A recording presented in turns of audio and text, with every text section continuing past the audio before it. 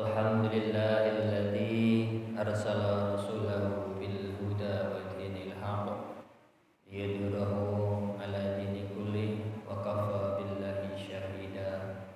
Asyhadu an la ilaha illallah wahdahu la syarika lah wa asyhadu anna Muhammadan abduhu wa rasuluh. Allahumma shalli ala sayyidina Muhammad wa ala ali sayyidina Muhammad. Qala Allah Ta'ala fil Qur'anil Karim, a'udzu billahi minasyaitonir rajim. Bismillahirrahmanirrahim. Wa qulu mimma razaqakumullahu halalan thayyiban wattaqullaha alladzi antum bihi mu'minun. Al-ayah, sadaqallahul adzim. Alhamdulillahirabbil alamin. Segala puji bagi Allah Subhanahu wa taala ingkang sampun maringi kita lan panjenengan sedaya sehat walafiat, bahagia, sejahtera. Leres mboten Bapak Ibu? Bahagia napa mboten Bapak Ibu? Alhamdulillahirabbil alamin. Dan satu hal yang lebih penting dan lebih mendasar lagi adalah kita masih ditancapkan oleh Allah Subhanahu wa taala di hati kita, yaitu iman dan Islam. Sehingga kita alhamdulillah taksih diparingi semangat untuk istiqomah ibadah baik yang wajib maupun sunnah, semangat untuk menjalin ukhuwah berjamaah, dan semangat untuk selalu thalabul ilmi. Niku nikmat ingkang paling utama sebagai bekal kita mengarungi hidup di dunia dan juga kelak di yaumil akhir, sehingga insyaallah kita sukses di finish kita ketika kita menghadap Allah Subhanahu wa taala, diberikan rahmat berupa nikmat terbesar yaitu surga Allah Subhanahu wa taala. Amin ya rabbal alamin. Bapak Ibu jamaah pengajian yang kula hormati, saya diberikan amanah oleh Ustadz Syakir untuk menyampaikan tentang halal wal haram, halal dan haram. Tapi mangke kula batasi mawon, pokok persoalannya adalah pada masalah makanan lan minuman. Masalahnya halal haram itu kan luas, tidak hanya terkait dengan benda, tapi juga terkait dengan perbuatan. Nah, jadi batasan itu. Mengapa ini sangat penting? Mungkin panjenengan sedaya, wah, itu kan kula pun paham. Jenenge babi yo haram, ngeten nggih Pak nggih. Jenenge khamr yo haram. Mengapa itu sangat penting untuk kita coba merefresh kembali persoalan itu? Karena satu, bahwa Allah Subhanahu wa taala niku sampun maringi sedaya kenikmatan di dunia ini begitu luas Bapak Ibu semua. Salah satunya adalah antara yang tidak boleh atau haram dan yang boleh atau mubah, kira-kira kata pundi Bapak Ibu? Nah, kata ikan angsal. Jadi bumi dan segala isinya termasuk makanan, minuman, hampir semuanya itu untuk manusia boleh dimakan dan boleh diminum. Kecuali, nah Gusti Allah cuman jaluk sekedik mawon. Niki mirip ceritane Nabi Adam teng surga. Nabi Adam dan Siti Hawa itu kan mendapat nikmat yang luar biasa. Begitu lahir cenger sudah bukan lahir Bapak Ibu, diciptakan Allah langsung berada di surga dengan berbagai macam kenikmatan tanpa perlu berusaha seperti kita gitu kan, karena begitu diciptakan sudah langsung di surga. Wis pokoke kabeh dinikmati semuanya untuk Nabi Adam dan Siti Hawa. Jaluk siji tok. Jangan dekati buah kuldi. Semuanya banyak banget nikmat surga. Ini surga bandingannya dengan dunia aduh banget ya. Cuma Gusti Allah nyuwun setunggal mawon niki sampun dicedhaki napa meneh di makan. Iki menika buah ulti. Tetapi kemudian yang terjadi adalah terlepas dari diskusi banyak hal itu adalah bagian dari takdir Gusti Allah. Kemudian Nabi Adam melanggar larangan itu dan kemudian diusir dari surga.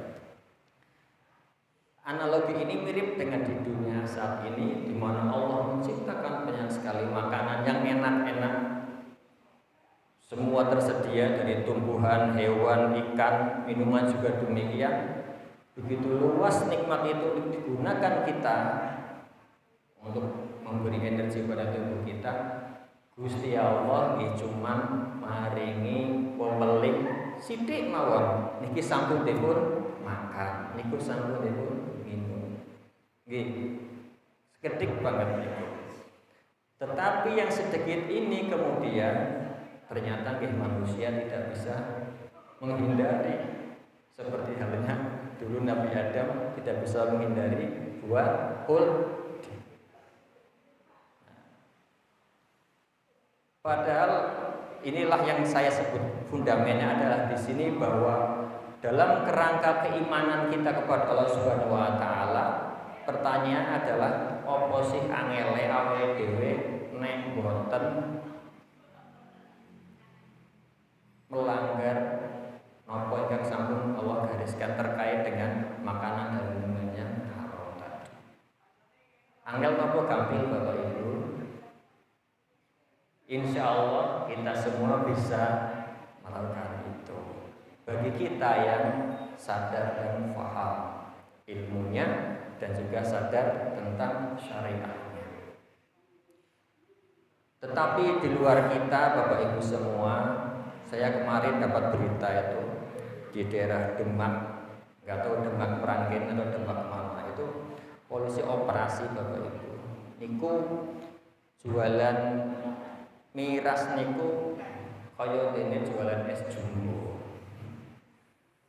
Jadi modelnya dilebokke plastik kemasan kaya teh niku enten ceklekane warnane macam-macam. Jebule niku nggih minuman keras.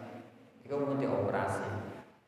Artinya bahwa itu sudah semakin dekat dengan kita. Berarti tantangannya adalah generasi muda kita. Terus kedua kemudian ternyata homer ya, kan homer ya, minuman keras. Itu bahasa minumnya sudah diganti di kalangan kaum milenial. Nek golongan usia-usia lahir tahun 70, 60 itu istilahnya apa? Mendem. Nah, istilahnya mendem. Mendem doyong apa malih Bapak Ibu? Nah, mendem otot doyong. Sekarang istilahnya diganti untuk generasi muda. Istilahnya apa? Napa Mas Akhir? Wah, ora kenal itu ngerti. Ngecil. Nah. Ngecil istilahnya. Ngecil. CHIL. Ngecil. Coba lihat di medsos. Ngecil itu ya arahnya adalah tadi itu minum-minuman yang mengandung turunan dari alkohol. Ya homer lah kita sebut. Nah ini juga jadi berat karena kemudian masuk dalam ranah kesadaran anak-anak remaja kita. Mau kemana nak? Mendem Pak, kok mesti dicekel rek. Pundi Mas? Iku Mas Pak, boten ngecil kali rencang-rencang kira-kira jenengan izinkan apa boten? Yang izinke wong boten ngertos artine itu. Ngertine ngecil niku ngegame napa bal-balan gitu. Nah, ini tantangan Bapak Ibu semua. Jadi ini bagian pertama saya baca, saya kupas dulu tentang homer ini. Nah, karena karakternya berbeda dengan yang makanan. Mengapa yang haram saya kedepankan yang homer? Karena ini hubungannya dengan generasi muda kita, gaya hidup generasi muda kita. Nah, jadi ini harus terus kita sadarkan kepada anak-anak kita jangan sekali-kali bersentuhan dengan yang namanya homer. Homer itu bahasa Arab bahasa di Indonesia bisa macam-macam jenenge. Orang-orang lama menyebut misalnya ada jenenge ciu, napa malih apa? Congyan, napa malih? Tua, apa malih? Nah, itu tradisional. Yang modern-modern banyak banget. Ada whisky, ada vodka, brandy, apa malih? Baik kok apal loh. Saya hafal karena saya memang sering kali ikut itu Bapak Ibu operasi gitu ya dengan Badan POM, itu banyak banget merek-merek minuman keras. Itu harganya mahal yang impor, tapi juga banyak yang murah-murah KW, istilahnya palsu. Ada KW juga, kiwa-kiwa itu juga ada. Nah, ini tantangan kita Bapak Ibu semua, bahwa minuman keras yang sudah jelas-jelas Allah gariskan innamal khamru wal maisir dan seterusnya rijsun. Jadi khamr itu memang sudah jelas ditegaskan sejak awal sebagai minuman yang haram. Kalau wujudnya panjenengan semua barangkali sudah yakin tidak akan minum. Tapi kalau anak-anak muda, yakinkah kita mereka akan terhindar dari itu? Sekarang cukup berat untuk menghindari itu. Karena tadi masuk begitu halus ke dalam gaya hidup dengan istilah-istilah yang kemudian diramus demikian rupa supaya tidak terkesan sebagai kegiatan yang haram. Tadi ngecil itu kan bahasa keren ya. Ustaz saya kira saya nggak tahu nih. Berarti fly itu nanti untuk drug lain lagi. Fly itu untuk drug kayak misalnya ekstasi, ganja, sabu itu nge-fly istilahnya. Tapi kalau minum keras sekarang namanya pencair. Itu mengapa jadi haram yang sangat berbahaya secara sosial. Jadi khamr itu tidak hanya berbahaya secara kesehatan tubuh, karena itu racun yang dimasukkan ke dalam tubuh, baik yang turunan etanol maupun metanol. Kalau etanol itu yang agak aman, bukan berarti tidak haram ya. Etanol itu yang orang sebut minuman yang food grade gitu. Jadi memang untuk minum-minum yang agak yang berbahaya adalah paling bahaya adalah metanol. Metanol itu spiritus. Spiritus itu metanol, bahan spiritus. Tapi semua haram semua karena memang tadi berbahaya bagi tubuh dan kedua berbahaya secara sosial. Bapak Ibu saniki kan sedang ramai tentang anak-anak yang kumpul-kumpul napa niku nggih. Kreak-kreak niku nggih. Niku cobi dipun teliti, jangan-jangan salah satu faktor pemicunya ketika mereka kumpul mereka ngecil tadi itu. Karena untuk menumbuhkan sikap berani, berangasan, tidak takut apa-apa, salah satu sarannya adalah dengan khamr tadi itu. Makanya paket itu antara minuman keras, judi, perkelahian dan berbagai macam kejahatan itu munculnya dari homer. Maka homer disebut sebagai ibunya kejahatan. Karena begitu kita masuk ke situ akan turunan-turunan lainnya akan muncul di sana. Nah, makanya hati-hati anak-anak kita jaga betul supaya menjauhi homer. Karena homer di samping berbahaya secara badaniah juga berbahaya secara sosial, merusak tatanan sosial, jadi nakal, urakan, kriminalitas, pembunuhan. Pembunuhan coba panjenengan teliti. Orang yang membunuh dengan kejam biasanya minum dulu, karena mungkin setan masuknya ke situ nih, jadi setan kan gitu. Nah, itu satu nih. Jadi bicara masalah hal haram yang perlu panjenengan sekarang harus perhatikan adalah homer dengan berbagai macam istilahnya.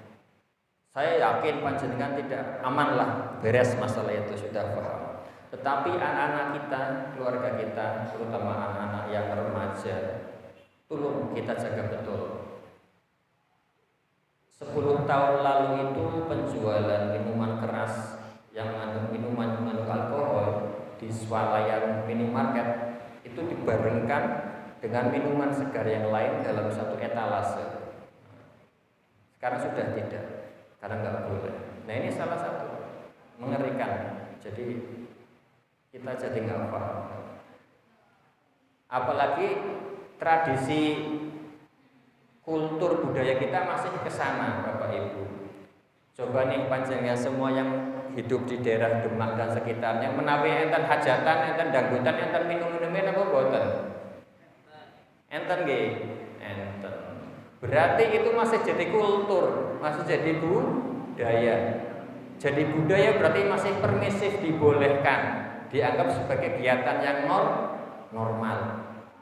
Panjenengan bisa bayangkan sesuatu yang haram, berbahaya secara kesehatan dan juga berbahaya secara sosial, tapi jadi sebagian budaya dan seolah-olah diperbolehkan, lazim.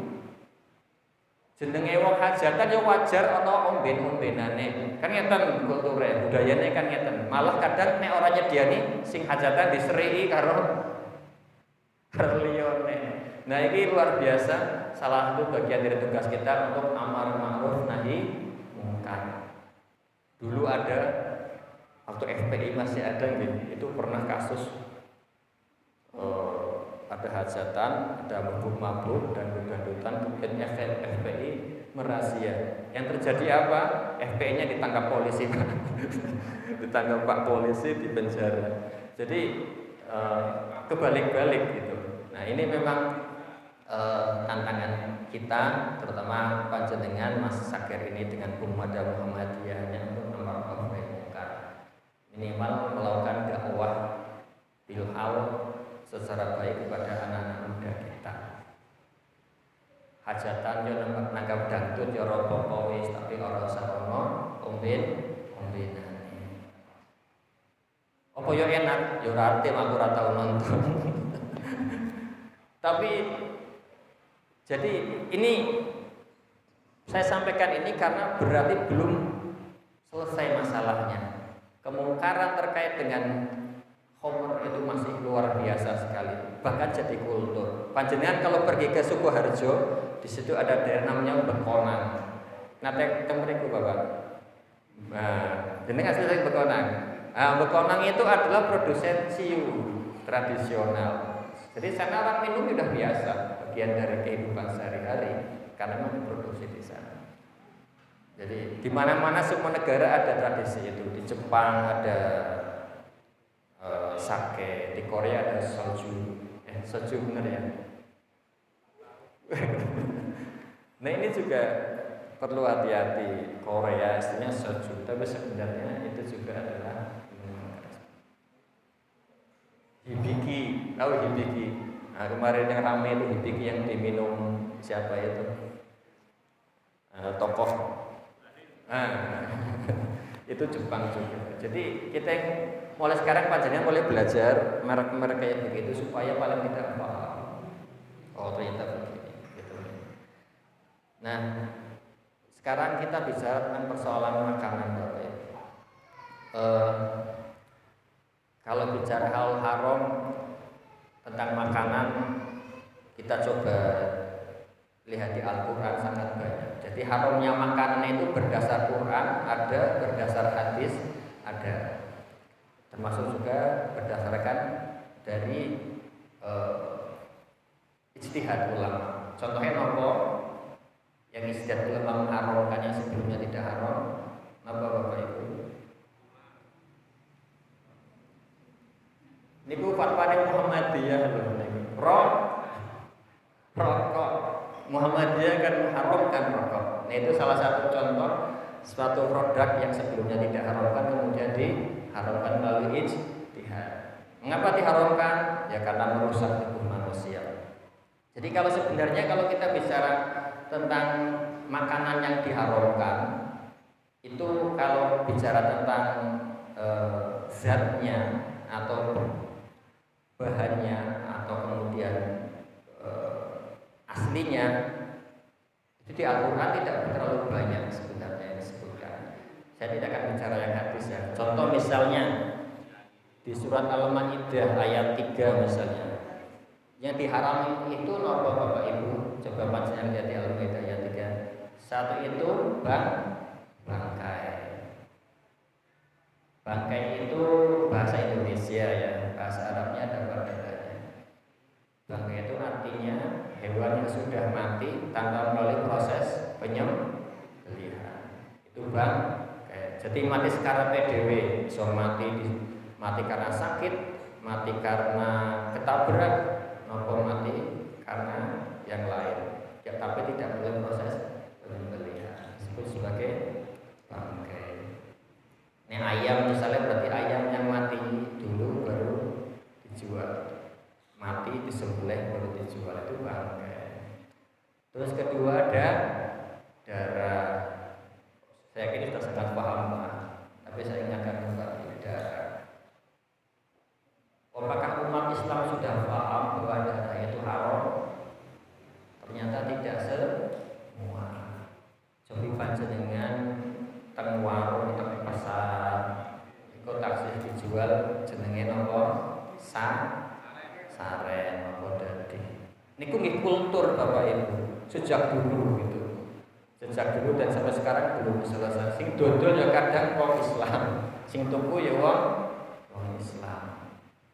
Niku taksih banyak beredar. Terus panjenengan sedoyo untuk mengingatkan kembali menawi wonten tanggane besok mangan saren dipun eling. Wong rasane ya ora enak sebenarnya. Kata ingkang luwih enak.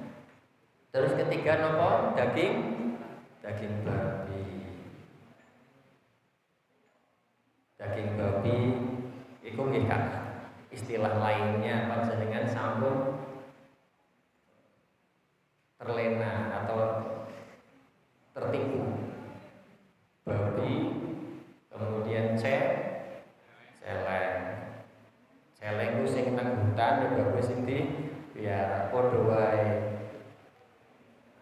Ana meneh pok ya, kalau di apa panjenengan lihat di swalayan ada tulisan PORK, pork itu berarti bahasa Inggrisnya babi. Nah, itu sama pork itu juga babi. Saya yakin panjenengan kalau lihat babi, tahu babi itu ya jelas nggak akan makan.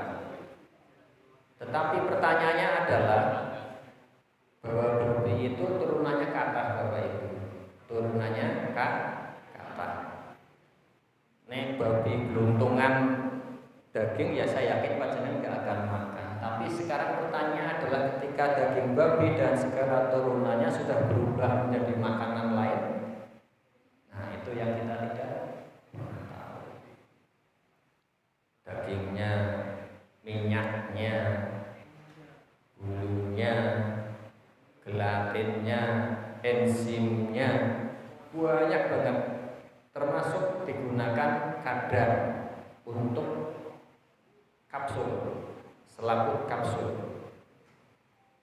Itu katanya paling bagus itu selaput kapsul. Tahu ya kapsul ya? Nah, itu kita nggak tahu, padahal itu haram. Terus kemudian, nah itu yang jelas bendanya. Terus yang kemudian paling diharamkan juga adalah yang disembelih bukan atas nama Allah. Jadi belehnya asal potong begitu saja. Hewan yang tercekik, yang dipukul, yang jatuh, ditanduk, diterkam binatang buas dan sebagainya, itu yang di Al-Maidah. Saya akan mengupas ini sedikit. Jadi di samping haruman karena bendanya, karena zatnya, satu lagi keharuman karena prosesnya. Nah ini yang kita harus hati-hati. Nopo contohnya sapi, ayam, bebek, wedhus, nopo mendol, niku halal nopo haram? Halal.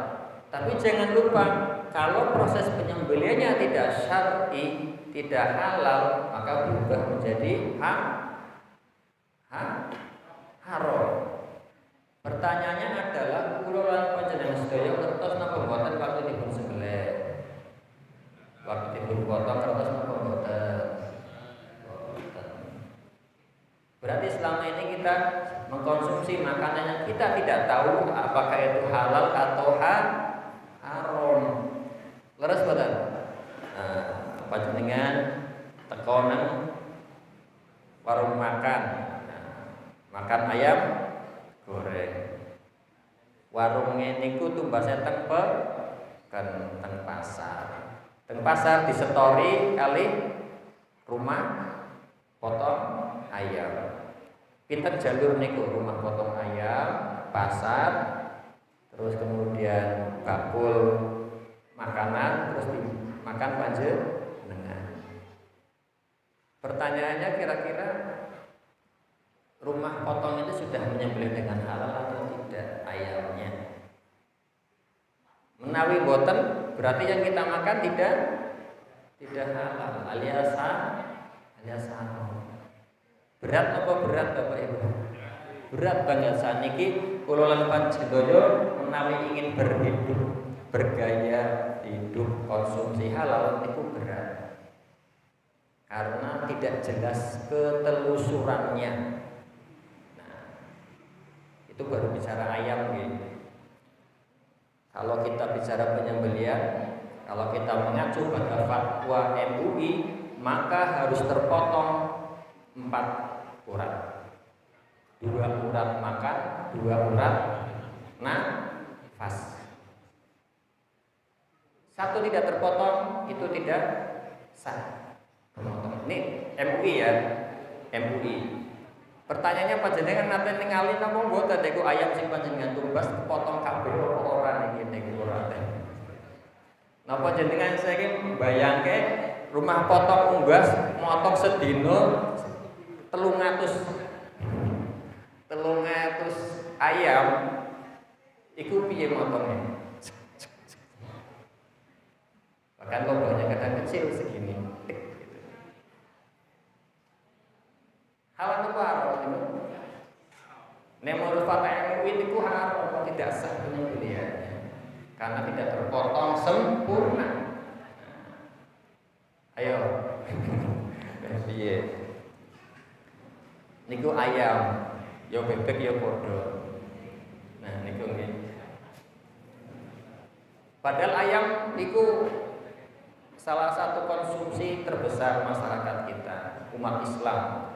Yasinan yo ayam, hajatan yo ayam, pengajian ayam, apa malih Jumat berkah ayam. Doa ayam wis dimakan halal apa haram? Walau alam bisawab. Ya paling aman yo nyembelih dhewe. Nah, itu ayam.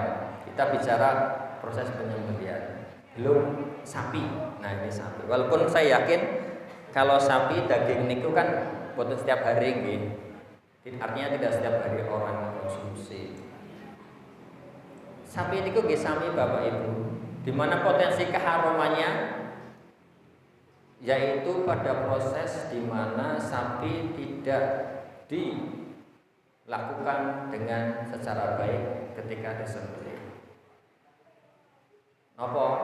Disebut sapi gelonggongan. Tes Semarang kathah Bapak Ibu niku taksih. Panjenengan menawi jam 1 malam cobi ke pasar Peterongan. Itu kalau di Semarang ya. Jadi sapi dari Solo Tigo, Boyolali itu didrop di situ baru kemudian disebar ke berbagai macam pasar di Semarang. Niku akan taksih ingkang gelonggongan. Sing gelonggongan kaji Bapak Ibu, sing gadah niku kaji. Nah itu dikonsumsi oleh masyarakat karena tidak jelas kehalalannya. Nah itu. Jadi menegakkan pola hidup halal itu sekarang berat. Kita baru bicara masih 2 tahap. Hewan, kedua proses penyembelihan. Kita belum bicara produksi. kesini semakin berat ujiannya, karena orang semakin banyak yang mengabaikan pentingnya halal tadi. Kitanya mungkin sudah, tapi yang mensuplai tidak peduli hal itu. Pentinglah ris regone biasanya lebih murah.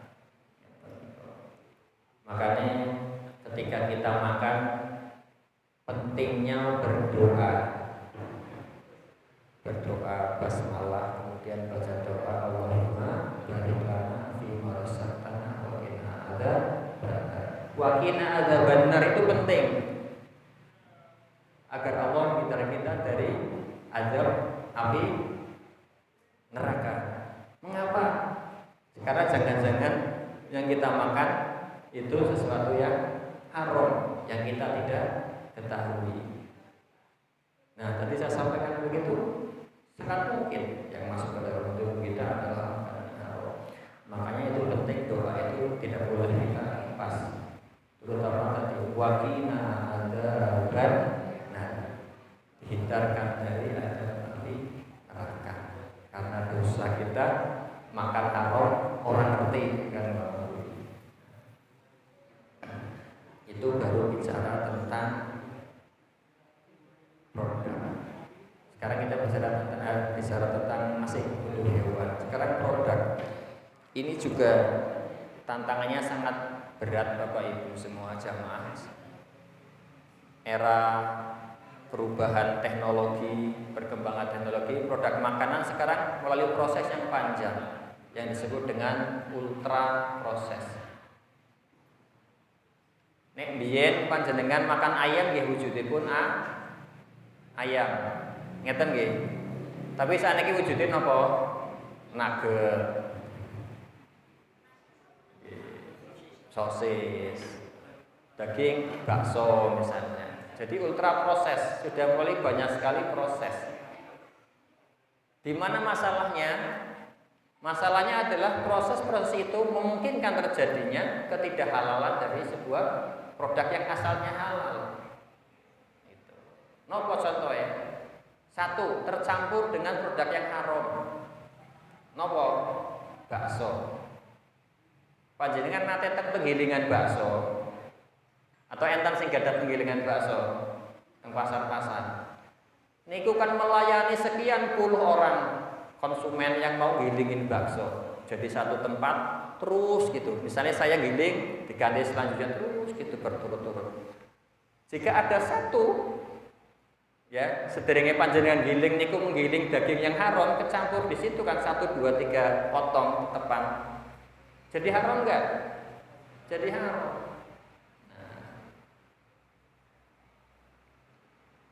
Kira-kira sing giling bakso ngerti napa mboten nek daging iku halal apa ora? Biar mboten ngertos langsung terima. Yo angel juga wis potongan-potongan. Satu hari penggiling bakso melayani sekitar misalnya 50 penggiling dengan berbagai macam jenis daging, ono daging ayam, daging sapi, kadang ikan, ya. Di antara sekian itu kemudian yang haram tercampur dengan yang panjenengan giling setelahnya atau bakul yang menggiling setelahnya. Ya baksonya jadi tercampur. Jadi tidak halal. Berat apa enteng? Berat sekarang itu. Nugget itu macam-macam mereknya. Bahkan ada nugget lokalan yang dibuat sendiri oleh masyarakat. Sebut saja IKM gitu. Nah, itu kecampuran. Kemudian yang kedua menggunakan bahan-bahan yang itu haram. Tidak kecampur itu menggunakan minyaknya misalnya. Panjenengan mungkin ngertos minyak daur ulang. Minyak goreng daur ulang. Jadi minyak goreng bekas jelantah nika didaur ulang jadi anyar. Pertanyaan saya itu halal atau haram? Halal atau haram niku? Enten sing ngejamin itu halal? Itu potensi haramnya besar. Mengapa demikian? Panjenengan nggak ngerti itu dibuat goreng apa itu yang semuanya itu kumpulkan jadi satu. Nek gorengnya mendoan ya halal, tapi nek gorengnya daging-dagingan sing haram Niku kan boten goreng daging babi yo, Pak. Tapi pertanyaannya nek goreng sapi atau ayam sing haram. Karena disembelih tidak halal. Jadi ini nopo? Berat namanya. Jadi saya itu berapa kali sering rapat dengan MUI, LP, POM, MUI terkait dengan ini. Pusing, Pak. Sangat pusing. Jadi untuk memberi label halal pada makanan itu harus ditelusuri sampai segitunya. Sampai segitunya. Nek rak jelas gak bisa keluar sertifikat halal. Nah, tetapi sekarang ada namanya self declare. Sertifikat halal dinyatakan sendiri, pernyataan bahwa saya itu halal. Kemudian keluarlah sertifikat halal. Khusus untuk IKM, UKM ya, yang produksinya tidak bersentuhan dengan daging. Itu boleh self declare. Tapi kemarin ternyata kecolongan, ada produk wine dan tuak dapat sertifikat halal karena self declare, menyatakan sendiri bahwa ini halal, nah itu keluar sertifikat halalnya. Itu ora genteng. Sekarang sertifikat halal niku nggih keluarnya itu sekarang itu adalah seumur hidup. Jadi begitu ada makanan misalnya ini nggih dapat sertifikat halal ini berlaku seumur hidup. Kecuali ditemukan oleh kemudian terjadi penyimpangan produksi. Jadi seumur hidup berlakunya, cukup sekali ngurus berlaku seumur hidup. Enak banget niku. Yo nek halal tenan seterusnya nek ora tak kuruan tak ngerti jadinya haram tapi labelnya halal. Ya. Jadi Bapak Ibu cukup berat sekarang ini untuk menegakkan pola makan yang halal.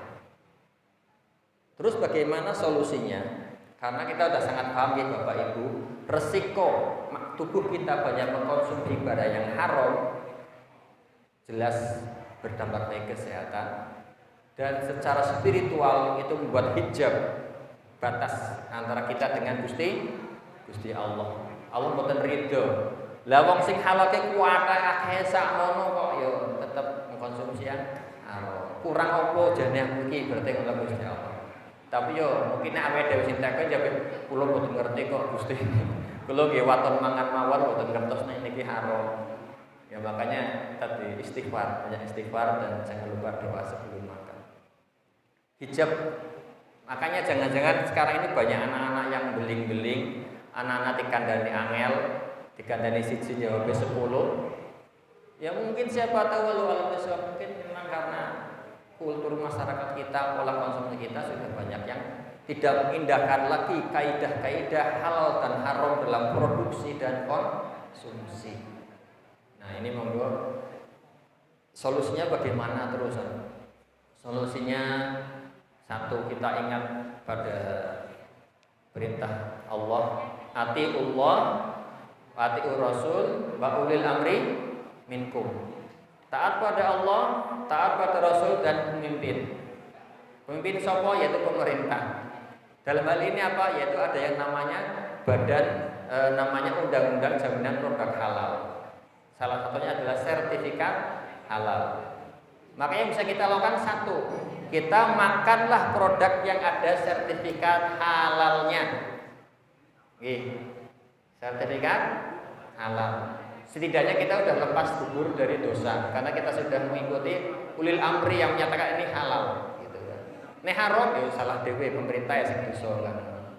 Jadi carilah makanannya ada sertifikat halalnya. Tapi sing abot nek rumah makan.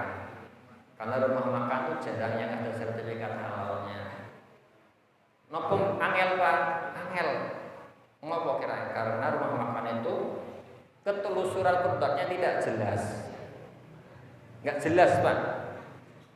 Saya pernah dengan MUI itu mau buat halal corner di Simpang 5. Gagal. Karena mereka jualan dagingnya nggak jelas dari mana.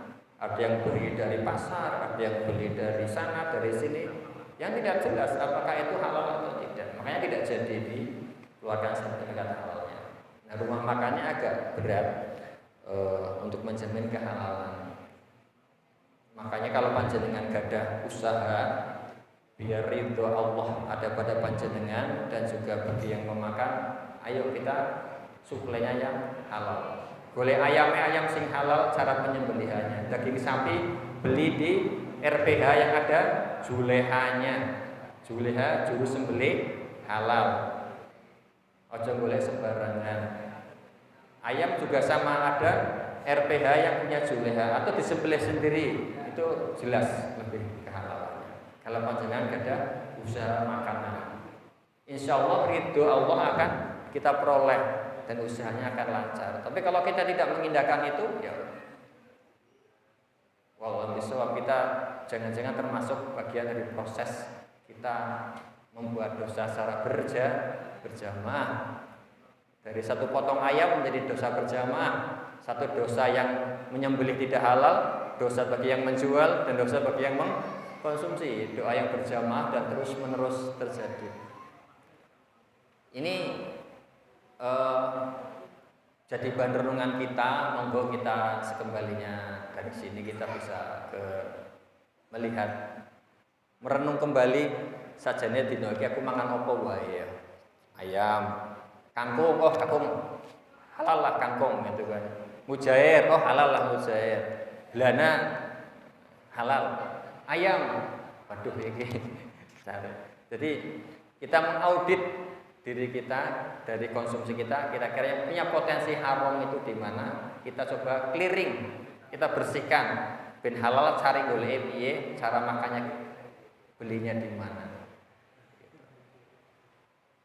Sudah selesai, sudah mau isya.